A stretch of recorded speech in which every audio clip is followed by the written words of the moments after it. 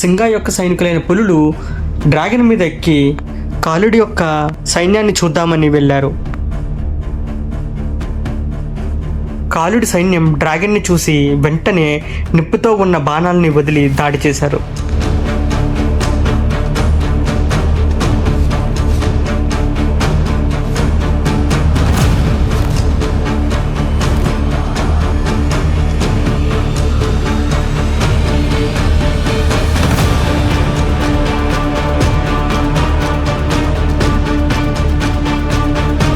కాలుడి సైన్యాన్ని చూసి డ్రాగన్ చాలా భయపడిపోయి వెనుదిరిగి మళ్ళీ శంబాలకు పయనమైంది.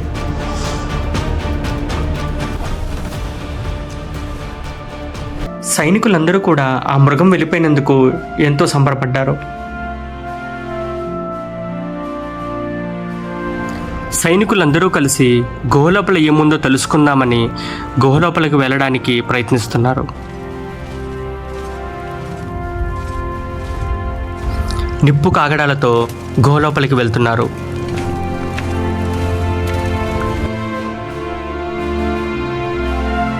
ఆ గుహలో మానవాకారాలతో ఉన్న జంతువుల బొమ్మలు గీసి ఉన్నాయి. సైనికులు వాటిని చూసి ఇక్కడ ఎవరో ఇదివరకు ఉన్నారు అని చెప్పేసి అనుకుంటున్నారు.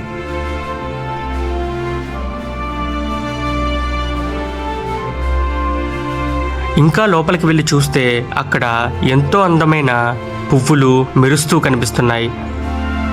ఇవన్నీ చూసి సైనికులందరూ చాలా ఆశ్చర్యపోయారు.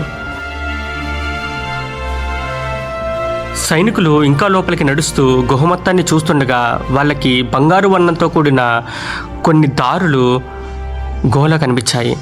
అదంతా బంగారం. కొంతమంది సైనికులు ఆ బంగారాన్ని తీసుకుందామని రాళ్లను కొట్టి బంగారాన్ని వేరు చేశారు. సైనికులందరూ అలా నడుచుకుంటూ గుహ వైపుకున్న ఇంకొక చివరి కొనకు వచ్చేశారు.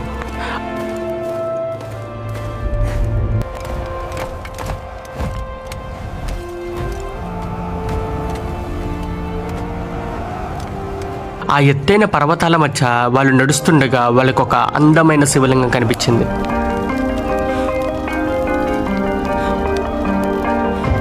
ఆ శివలింగానికి కొంతమంది సైనికులు ప్రార్థనలు చేశారు. సైనికులందరూ కూడా ఆ శివలింగాన్ని అలా చూస్తూ ఉండిపోయారు. అసలు ఆ శివలింగం అక్కడ ఎవరు నిర్మించారన్న ఆలోచన వాళ్ళ మనసులో ఉండిపోయింది. సాయంత్రం అయ్యేసరికి అక్కడే ఉందామని అక్కడే టెంట్లు వేసి అందులో సేద తీరారు. సైన్యాధిపతి మ్యాప్ చూపిస్తూ ఇక్కడి నుంచి రాజు ఎటు వెళ్ళి ఉంటాడా అని అంచనా వేస్తున్నారు. చీకటి పడేసరికి సైనికులు కొంతమంది చుట్టుపక్కల ఎవరైనా ఉండి ఉంటారేమో అని చూద్దామని గుర్రాల మీద వెళ్తున్నారు.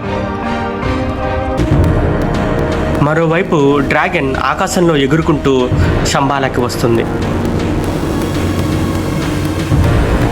సైనికులు అందరూ కూడా అలా కొంత సమయం ప్రయాణించిన తర్వాత ఆకాశంలో ఒక వింతని చూశారు.